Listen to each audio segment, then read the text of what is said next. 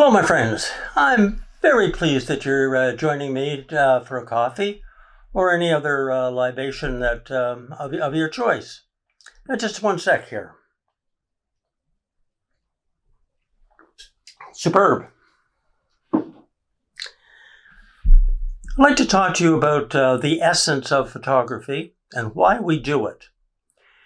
The idea of, and we're putting aside professionalism, we're putting aside creative expression and all of that.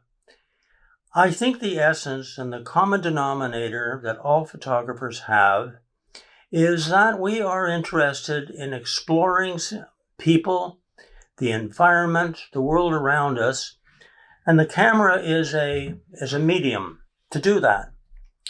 It's a passport. When you are photographing, whether it's a landscape, but most specifically photographing people, you are now in a relationship which is very unlike any social or professional relationship, because you are a photographer and they are the subject. This is a whole new thing. And so the person who is dealing with you now will deal with you and talk with you and relate to you in a way different than they would if you were just having a social conversation with them. There's a key in all of that. Now, I would say to you, by my experience, and certainly the experience of many other far better photographers, that film is a different zone. I'll tell you why. Because you have slowed down. The camera is more likely to be on a tripod. You're being more thorough, you're being more precise, and it is a physical process. That unto itself is something that I treasure very much. It's very tactile, as is the film and as is the processing. Like, actually, you're going to get your fingers a little bit wet. It's kind of neat, you know? You could never, in talking with somebody, like stare at them. But you could, however, once you photograph them, you now have a print. Now you can study that print. And you may well see nuances in that photograph that you instinctively responded to at the time, but were unaware of. But it was there and you responded to it. That's something that is very important. Because very often, we'll do a photograph for a composition or something, but very often there are keys in there that you were not conscious of at the very moment that you dropped the shutter.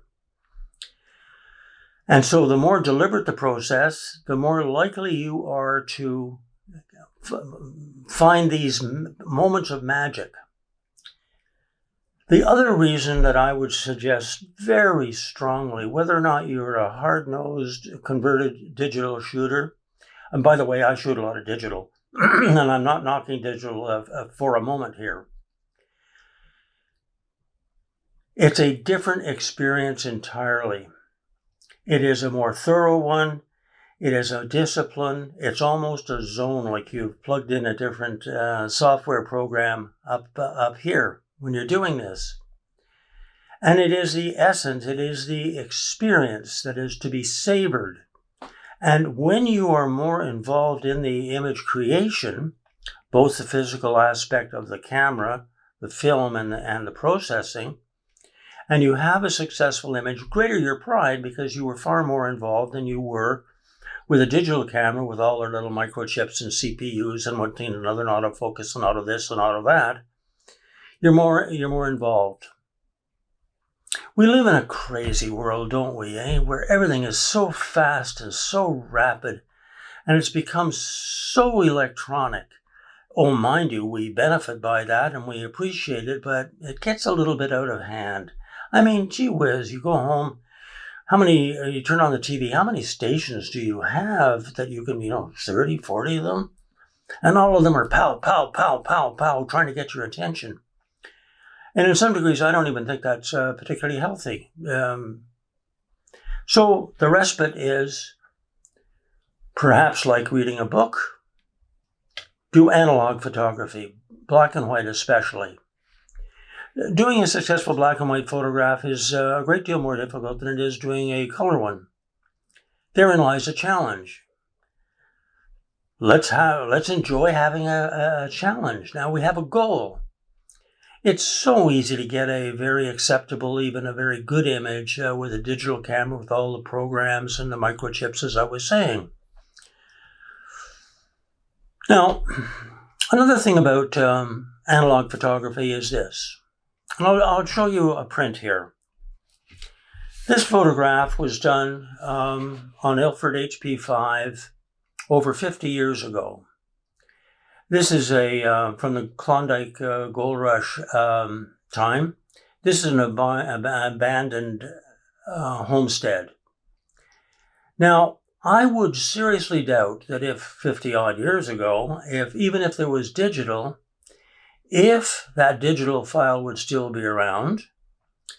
And most certainly, I would question whether or not the print would be anywhere near in this condition. It would have faded, or heavens knows, because it's quite uncertain. The physical aspect and the archival properties of film cannot be denied. And again, tactile, you can feel it. There's also a credibility thing here. With all the computers and all the software, you can see an image come up and you say, oh, that's really, really nice. It's spectacular. But is it real? Is it real? Has the barn been moved over here? Has a smile been put on the person's face that wasn't there originally?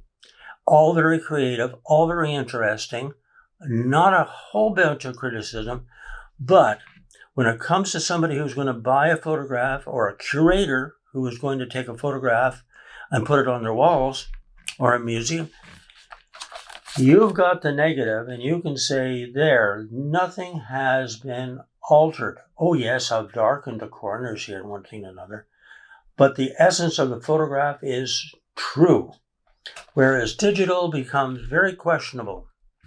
So I'm kind of old school, as you can gather. Now, I'm talking about simplicity.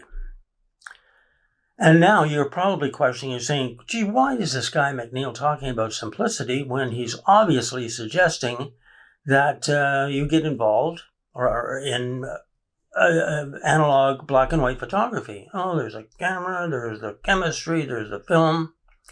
It's far, far easier than you think. But you do need to think about it, right? What I'm going to do in the next video, which I hope will be up in 2 weeks,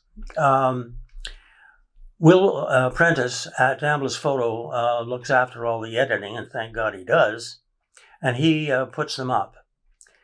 Will, on his own merits, is a very, very fine photographer, and no doubt at some point you're going to get to meet him on a video.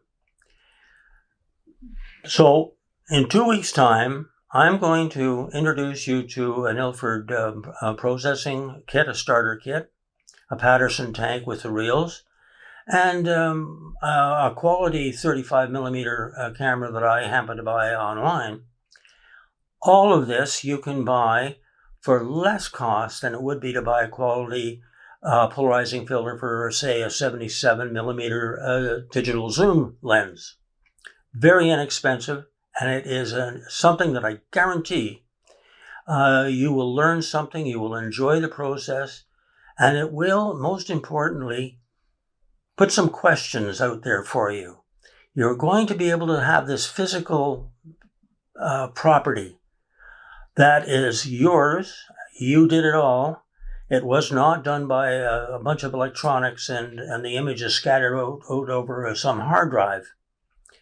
So, and I'm going to give you just 6 points, 6 only, in the next video, that if you follow those points in the order in which I give them, I can almost guarantee you success.